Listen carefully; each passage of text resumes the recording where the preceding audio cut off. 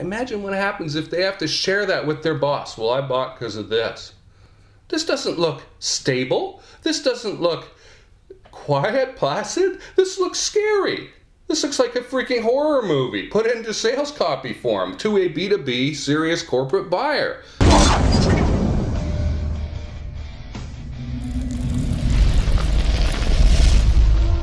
This is Jason Kanigan, President of Sales on Fire. Today we're going to talk about marketing, and wow, what an exciting topic. A lot of people find this kind of like this big ethereal thing, and it's really not. It's all about connecting with your target audience, and people get into trouble when they forget that that is the purpose of marketing, to connect with your target audience.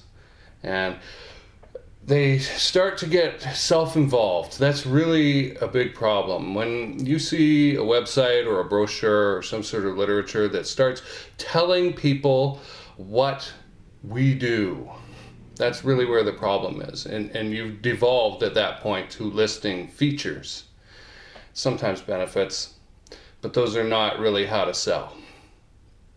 And that is where the problem lies. So today I really want to focus in on your marketing piece, your main marketing piece that gets in front of your target audience, what that should look like, what that should sound like. Now, you know how there's 3 learning styles: kinesthetic, which is the doing stuff with your hands, right? Woodworking, audio, and visual, right? And I'm like probably 90% plus of the people on this planet right now, because of all the visual stimuli that we're given throughout our lives, a visual learning style person. However, I have noticed when it comes to copy, when it comes to marketing literature and that, I describe auditory verbs a lot. So I talk about the right kind of marketing noises. Okay? And so I'm going to probably do that in this video. So rather than how words look on a page, I'm not going to talk about really design here. I'm going to talk about philosophy and how something, the right kind of marketing noises that you ought to be making in order to entice your target market to want to talk with you. So let's get into that. So you've got a service, let's say you're really good at it, and you want more people who have that problem that your service solves to learn that you exist and start talking to you, because as we discussed in our last video, conversations with qualified prospects lead to sales. Okay? That's our purpose here. It's not to create a listing of everything that we do that's so exhaustive, and this isn't a test. You're not getting marked for completeness on here, okay? This isn't math homework where you have to show your work. All people care about is the end result. So step back into the mindset of who's my target customer and how are they approaching me? How are they getting into this situation where they find out that I exist, and then what happens? That's where marketing lies.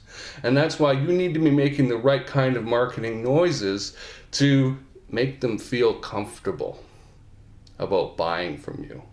At the very least, about talking to you. Qualifying further. That's what we're going to get by talking to people. Further qualification. Qualified prospects lead to sales. Okay? When you are coming up with your marketing literature, which could be a pamphlet, it could be a thing that goes on your website, some copy, right? The first thing you say to people, what do? Right? Keep it in mind that genesis of marketing message is, I'm trying to communicate with my target customer. I'm not interested in targeting everybody. I'm not interested in communicating to everybody. Most of the noise that I make going out there is going to be ignored by people. Realize this. If you're out there earnestly trying to bend everybody's ear and turn everyone into a customer, you are in for a world of frustration and hurt, my friend. So don't do that. And yet this is where many people who are new to business, new to marketing, new to selling, believe that they have to come in and try and turn everyone into a customer. No, we're sorting first, qualifying first, selling later, okay? That's our business here. That's going to make a lot less wear and tear on you. So let me give you a couple of examples of the right kind of marketing noises. Now, I grew up in the B2B world, okay? 15 years of corporate experience, right? And that's a very low-key kind of thing, all right? That tone, that sound. You don't want to be scary there. You don't want to be too noisy. If you want to attract the right kind of customers, you might get some startup activity there, some newbie type business owners interested in, okay? Not really who you want if you're a serious B2B contender as a target market, as a target prospect, okay? So if you are familiar with the online marketing world, with the WSO forum and the hyper screaming, top of the lungs level marketing, oh my gosh, this is the greatest thing ever, you need to get, and grab them by the hair in the back of their head, you need to look at this right now, look at this sales letter, look at these testimonials, buy it. Whoa, you try and bring that into serious B2B, that kind of noise, you're going to scare the hell out of those people, and they are going to run away screaming into the night. How do people arrive at your platform where you're communicating your marketing message? What's their mindset? Okay. Again, small business, one-on-one, we could treat them like regular people. Okay. But serious B2B, corporate B2B doesn't buy that way. They don't buy like individuals. Serious B2B message needs to be calmer, quieter, less rocking the boat, less disturbance, because otherwise you'll scare them away. They're like small birds. Scare them, make a loud noise, they'll fly away. Because the B2B buyer is not so much interested in solving the huge problem that they have. Okay? They may have that problem. They may acknowledge having that problem. I like this. This is good so far, right? This qualifies on fit. A couple of elements of fit there. But they got one other factor, a very important factor that the individual doesn't have, that your MMO buyer doesn't have. Okay? They have to please somebody else with their buying decision. They have to cover their butt. And if they buy from a sales page that is screaming volcanically at the top of its lungs why the buyer needs to buy, well, imagine what happens if they have to share that with their boss. Well, I bought because of this. This doesn't look stable. This doesn't look quiet, placid. This looks scary. This looks like a freaking horror movie put into sales copy form to a B2B serious corporate buyer. And I'm giving you this example so that you understand why copy in one area does not work in another. Why you need to keep in mind, who's my target prospect here? How did they find me? What's their purpose? Sometimes it's not to buy. I'll tell you this straight out. B2B, sometimes the purpose is not to buy at all. They've already decided to buy. They already have their budget. They already know who the shortlist is. What they need is confirmation that you don't scare the hell out of everybody and that their purchasing decision isn't going to scare the heck out of everybody in the organization. And that's why I've been through this myself. I came up 15 years of B2B marketing experience, business development, sales experience. Okay? Then online, where I'm in my 5th or 6th year now. Which is it, Jason? I don't know. Started in 2010, I guess, so it's 6 years. I didn't get into the Warrior Forum until 2011. So and that I would really consider the birthplace of online marketing for me. But I was still doing copy and stuff back in 2010. But I had to learn that hyperactive style. And then I had to unlearn it again just as quickly in around 2014 when I started getting back into serious B2B clientele, because that style doesn't work. That noise is too scary. Okay? The I am copy noise, which seems to be the only noise that a lot of copywriters know how to make these days. These young kids. Okay, good for you. You've learned something. But now learn how to adapt it. Now learn how to tone it down.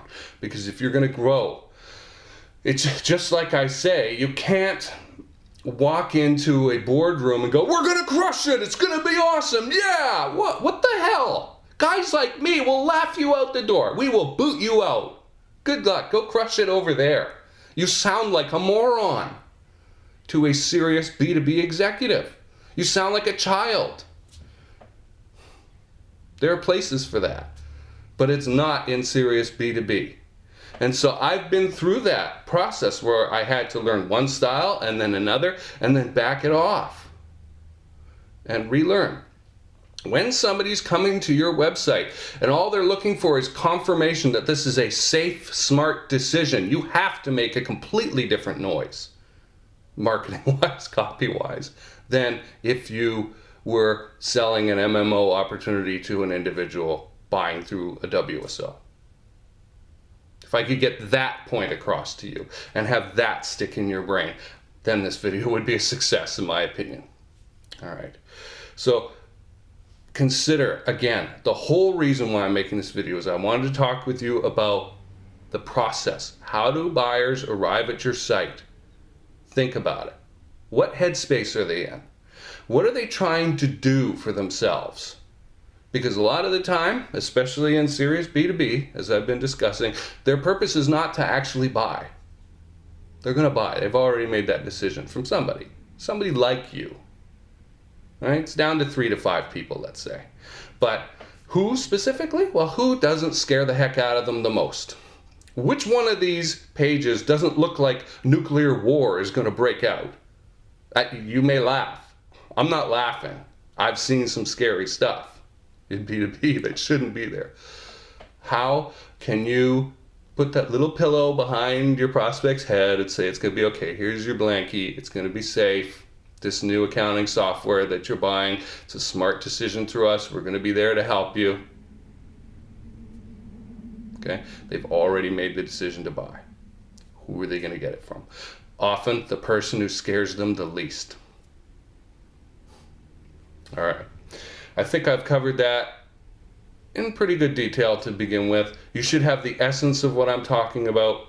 If something confuses you or you're not sure, please write a comment below. Email me at jason@jasonkanigan.com. I am delighted to get the feedback that I've been getting from these videos.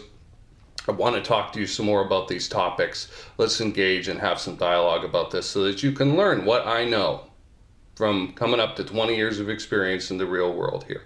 This is Jason Kanigan, President of Sales on Fire. Thanks for watching.